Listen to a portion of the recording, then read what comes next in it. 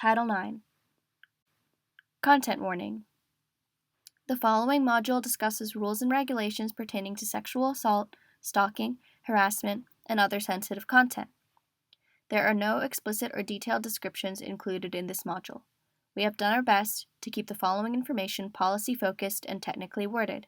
However, we understand that discussions of sexual harassment, stalking, and violence can be difficult. If necessary, please ensure that you are in a safe and comfortable location before engaging with this module. Should you need further support or assistance, the following resources are available to you. Title IX Coordinator Felicia Crawford, felicia.crawford@wmich.edu, non-confidential.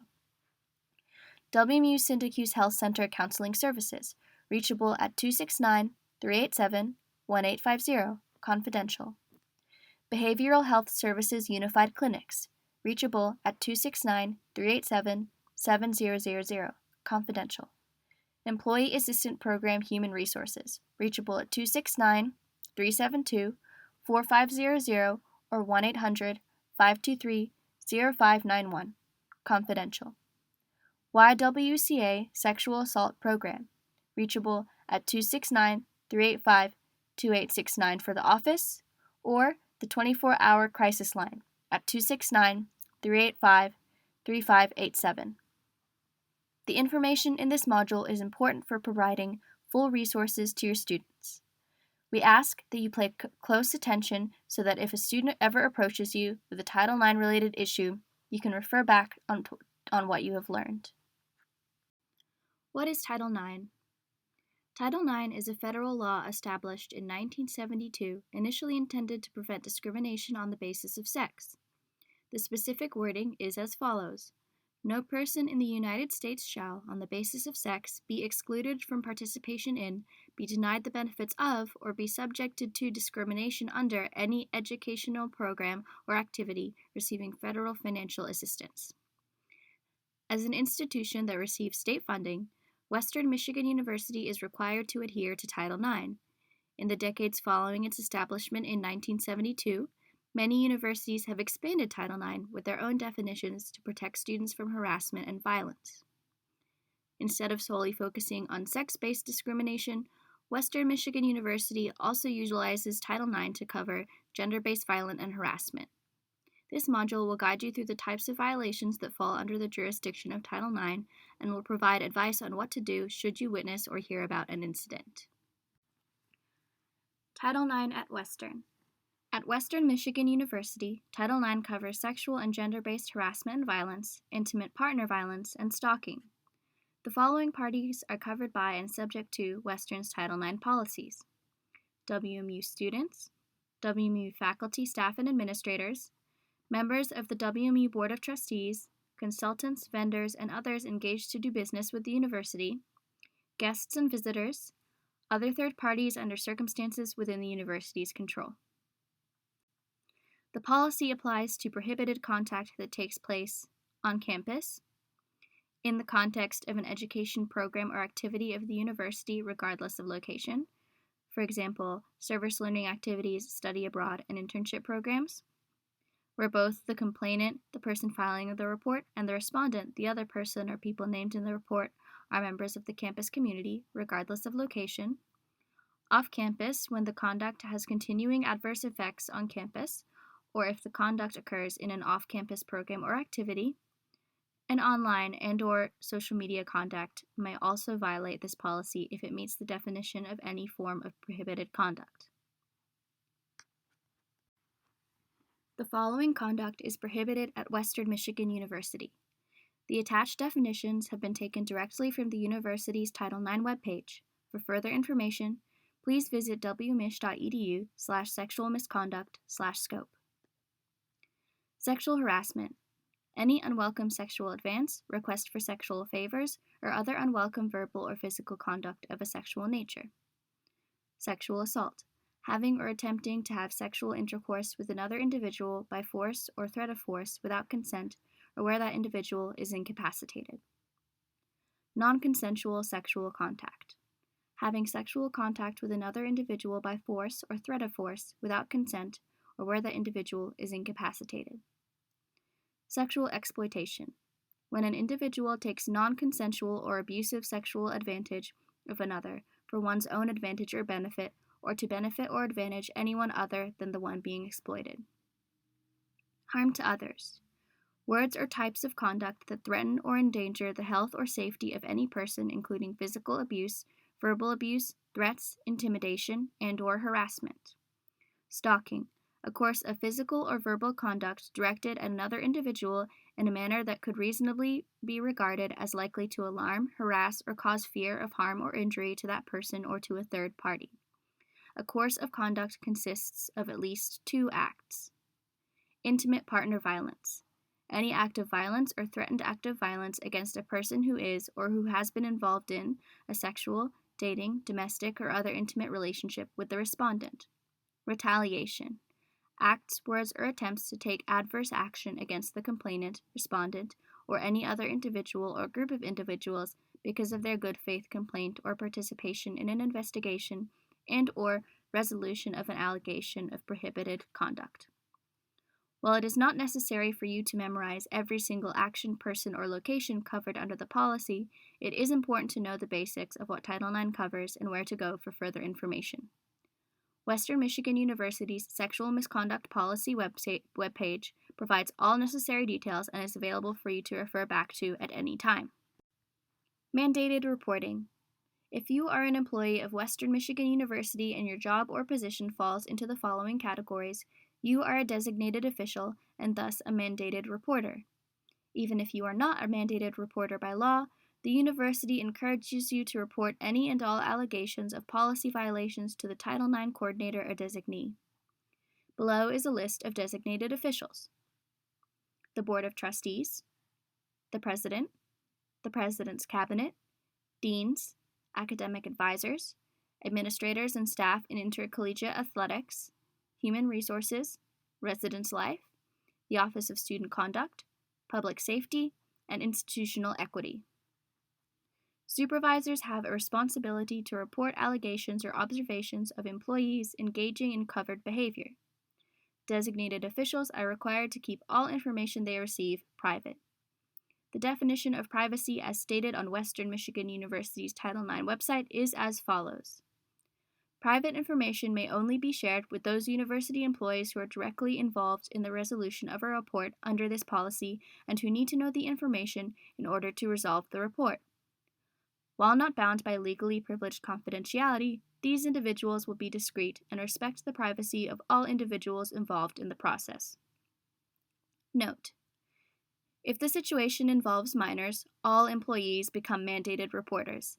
This means that all information you hear about the incident must be reported to the Title IX Office for review. If you are not an employee of Western Michigan University, we strongly recommend that you follow the procedures above to protect your students. However, you are not mandated by law to report issues of covered behavior. Explaining reporting to your students. Your status as a designated official may be a source of tension between you and your RSO, especially if you develop a close mentor-mentee relationship with your students. They may want to share personal information about their struggles, confide in you, or ask for advice.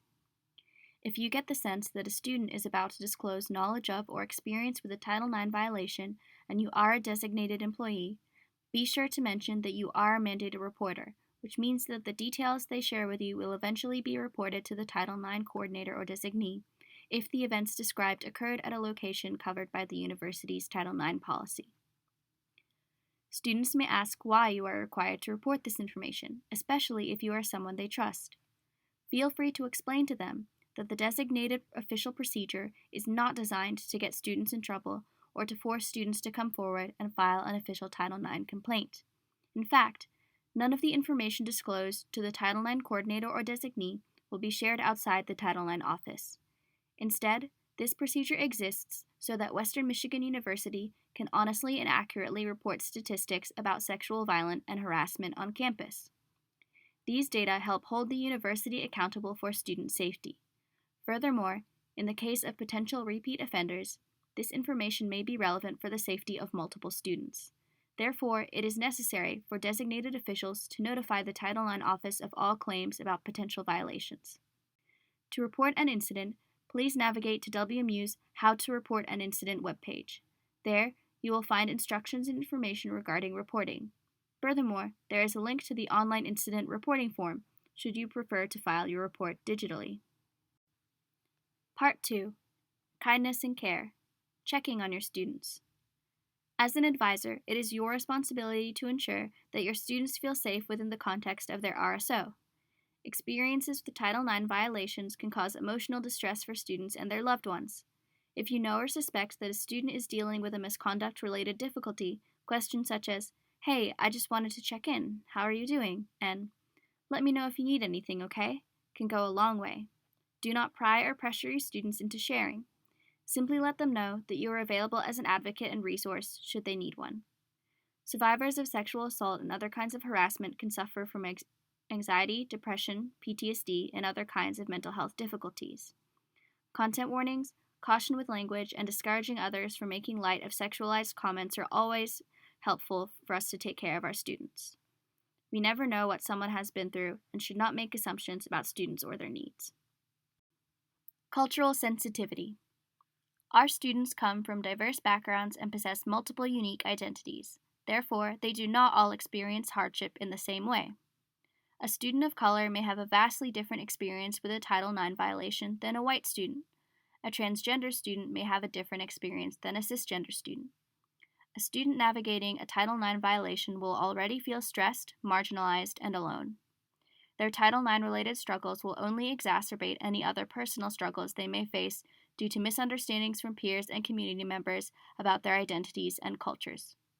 If you are looking to further support a student whose identity may be impacting their experience with a Title IX case, the Office of Diversity Inclusion, the Office of LBGT Student Services, and all associated offices and departments have resources available for you and your students.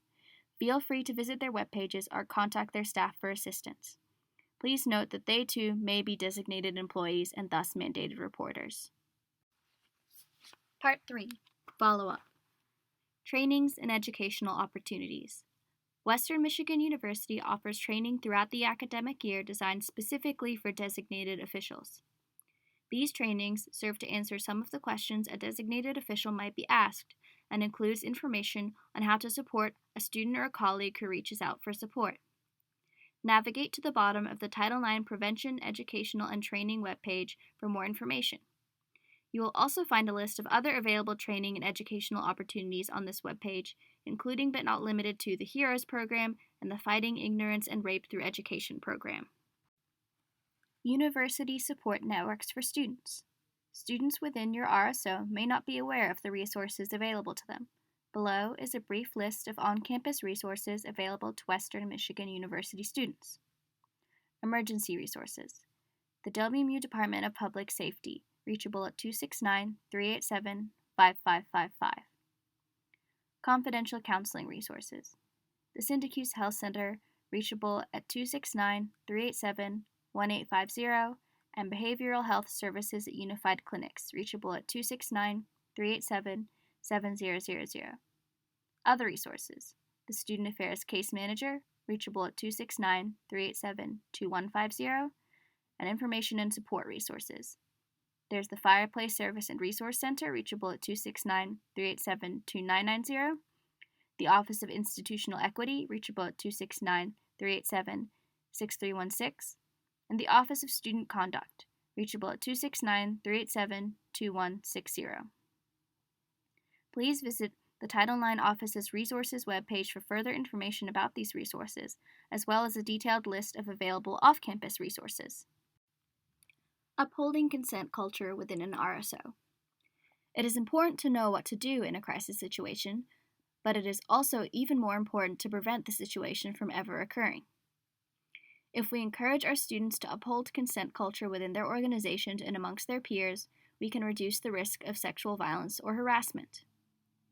Establishing consent culture can mean anything from encouraging your students to participate in Title IX trainings to challenging your students if you witness them attempting to pass off bigoted remarks as lighthearted humor. Consent culture is more than no means no. Consent culture means ensuring that your students understand the following. Anything other than enthusiastic yes cannot be interpreted as consent without further clarification. This does not only apply to Title IX related situations. For example, if an RSO president suggests a new idea or policy and the other students seem hesitant to agree, perhaps they're feeling steamrolled. Their silence may not necessarily be a form of agreement or consent. Establishing consent culture means that everyone feels like they have the chance to say no on their own terms, so that their yes is always sincere.